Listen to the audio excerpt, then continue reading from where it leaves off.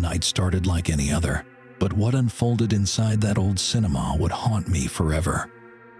It was November of 2022 when my girlfriend, my younger sister who was just 11, and I decided to catch a late-night horror flick at a tiny, out-of-the-way theater in a quiet part of town. Usually, we waited for weekends to have the place to ourselves, but since I had a free day the next morning, a Wednesday night felt perfect. As we stepped inside, the dim glow of the lobby lights gave way to near darkness. At first it seemed like we were alone, but then my sister nudged me, whispering that she saw someone. In the far back corner, cloaked in a faded black jacket, a man sat alone, his posture stiff and unsettling. Something about him made the air chill, but we shrugged it off and settled into seats in the middle row, leaving an empty chair between each of us for space. The previews rolled, the theater darkened, and the eerie glow of the screen was the only light. My sister, ever the candy thief, pulled out a bag of sweets and crinkled the wrappers loudly, drawing a few annoyed glances. Then, just as the movie's tension began to build, I caught a faint noise behind me, something subtle but out of place. Glancing back, I noticed the man had shifted down one row. Odd, but maybe he just wanted a better view. Minutes later, the same thing happened again. He'd moved closer, now only a few rows behind us. I nudged my girlfriend, whispering with a nervous laugh, "That guy keeps creeping closer." She barely glanced back, uninterested. I told myself to ignore it, but unease gnawed at me. Another look, and he was even nearer, no longer in the corner but now directly behind us, just 3 rows away. My girlfriend finally turned, her eyes wide with concern. "Should we move?" she asked. I shook my head, trying to stay calm, but my heart pounded. The man's head was bowed, staring at his lap, but I couldn't shake the feeling his eyes were on me. I was ready to confront him, to demand what he was doing, but fear froze me in place. Then, during a slow scene, my sister excused herself to the restroom. I waited, watching the man's seat. Suddenly, the row behind us was empty. Relief washed over me until I realized my sister was nowhere in sight. Panic surged. I told my girlfriend to stay put and dashed down the hallway. There, just outside the men's restroom, was the man in the black jacket, crouched low, peering beneath the stall doors. His eyes snapped up as I burst in, just as I heard my sister's voice calling from down the hall. She was safe, waving at me from the women's restroom entrance. I grabbed my sister and hurried back to the theater lobby, heart racing. The clerk quickly called the police. Reviewing the security footage, we saw the man stalking the halls, moving with a sinister purpose.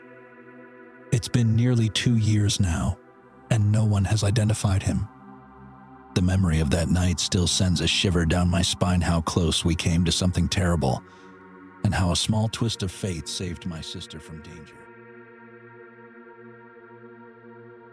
The night I walked into an empty theater and heard whispers behind me is a memory that still chills me to the bone. It was late October 2015, and Shadow Rift was the blockbuster everyone was buzzing about. Posters plastered every street corner, and trailers played endlessly on every screen. All my friends had already seen it, sharing excited reviews and teasing me for waiting. But the idea of going alone to a crowded cinema terrified me. I didn't want to be that person sitting by myself, eyes darting nervously around the room. Luckily, I had Thursday off from work, and a small old theater called the Meridian on Hawthorne Avenue was screening the film late Wednesday night at 10:15 p.m. The Meridian was a relic from decades past, with faded marquee letters and peeling paint, tucked away in a quiet part of town. I figured it would be nearly empty, perfect for slipping in unnoticed. When I arrived, the street was deserted, the only sound the crunch of dead leaves under my feet. The theater's neon sign buzzed faintly, flickering like a heartbeat. Inside, The lobby was dimly lit, shadows pooling in the corners. No ticket clerk, no popcorn vendor, just a cold, humming silence. I found a ticket machine near the entrance, fed it my card, and printed a single ticket. Stepping into the auditorium, a wave of stillness washed over me. The room was cavernous and dark, with two large seating sections separated by a wide aisle. Not a single soul was there. The air smelled faintly of dust and old carpet. I chose a seat in the back row of the upper balcony, just behind a low partition wall that offered a little privacy. The movie started, the screen flickering to life. The soundtrack was intense, but there were rare moments of silence, moments when the tension was supposed to build. During one of these quiet scenes, I thought I heard a faint whisper behind me. I froze, heart pounding. Was someone there? I slowly turned my head, but the rows behind me were empty, swallowed by darkness. The whispering grew louder, more urgent, like a voice trying to break free from a nightmare. I spun around again, nothing. Just empty seats. My breath caught in my throat. Was I imagining it? Or was something else in the theater with me? Suddenly, the whispering became a harsh, raspy hiss right behind me. I was about to stand up and leave when, out of the corner of my eye, a figure shot up from 2 rows behind me. It stood perfectly still, arms rigid at its sides, facing me like a statue carved from shadow. Its presence was suffocating, unnatural. Panic surged through me. I bolted from my seat, stumbling down the stairs and through the empty aisles. The lobby was still deserted, no employees, no other patrons. The exit door creaked as I pushed it open, and I ran out into the cold night, leaves swirling around my feet. I jumped into my car, locked the doors, and sat there shaking, trying to catch my breath. My hands trembled as I started the engine and sped away from the Meridian. That night, I called the theater repeatedly. No answer. The next day, I drove by during daylight. The Meridian looked like any other abandoned building, windows dark and lifeless. I've tried to forget what happened, but the memory of that silent figure and the maddening whispers still haunt me. It's a terror I can't explain, one that lingers in the shadows of my mind, waiting for the next quiet moment to return.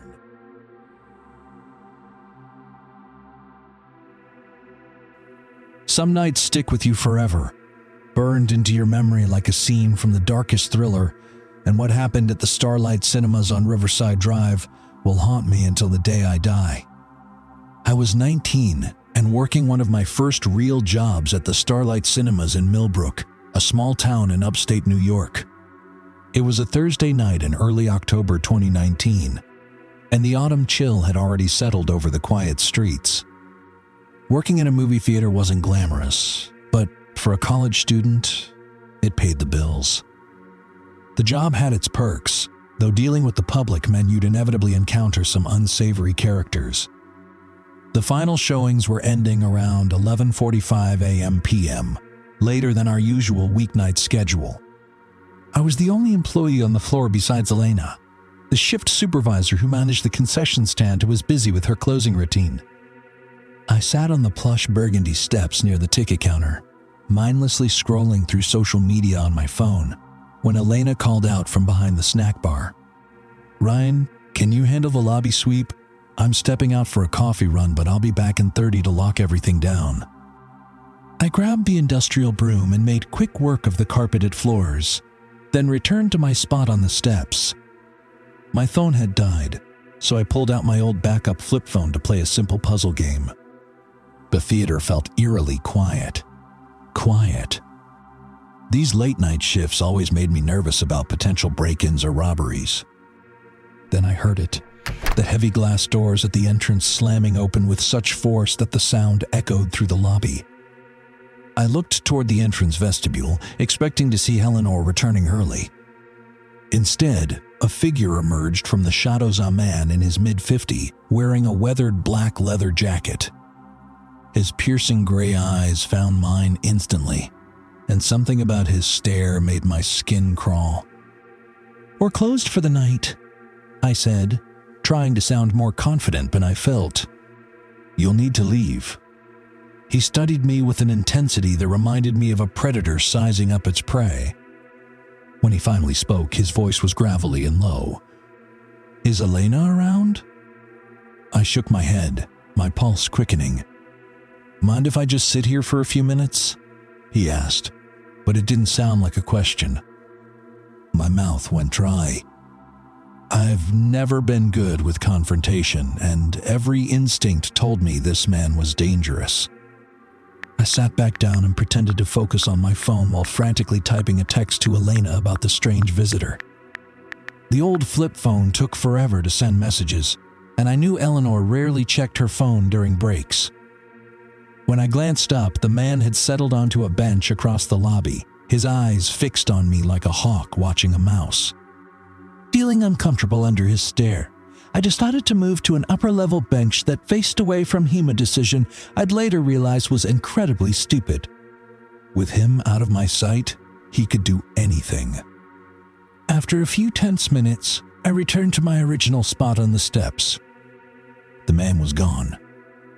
Eleanor returned just as the last moviegoers were trickling out. I immediately told her about the stranger, and she cursed under her breath, admitting she'd forgotten to lock the entrance doors. After a quick sweep of the theater auditoriums, Elena asked me to make one final trip to the basement storage area with the cleaning supplies. I opened the heavy door marked "Staff Only" and descended the dimly lit concrete staircase, carrying the mop bucket and broom. The basement was a maze of old equipment, heating units, and storage boxes. As I rounded the corner near the main boiler, my blood turned to ice. There, crouched in the shadows behind a stack of supply boxes, was an armed the same man, clearly hiding and waiting. I forced myself to remain calm, pretending I hadn't seen him. I set down the cleaning supplies and walked back upstairs as casually as possible, then locked the basement door and sprinted to Elena. "Check the security cameras," I whispered urgently. "He's down there." Elena pulled up the footage on her tablet, and what we saw made no sense. The cameras clearly showed the man leaving the theater through the front entrance while I had been sitting upstairs. Elena's face went white as she stared at the screen. "That's my ex-husband, Marcus," she said, her voice barely above a whisper.